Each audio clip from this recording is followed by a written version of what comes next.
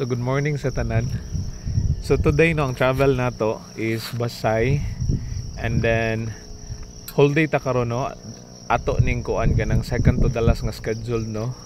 Nigikan ta sa balay nga ga ready na ta daan no sa atong mga rain gears nato no. So, but then thank you Lord lang gyapon because gikan sa balay no until karon na ta diri sa may Shaton. Wala lang nag-ulan, okay? So pero makita na to no nga ang dalan is basa siya. That's why lipay ta no because atong nataod maning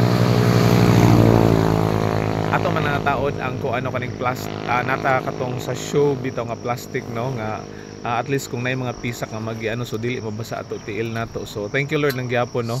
At least naka-ready lang tadaan pero nag-agita no from Dumaguete until karon nata sa Shaton nga wala ra gid nag-ulan. So karong adlaw no is kuan man kanang nakakita sa weather update.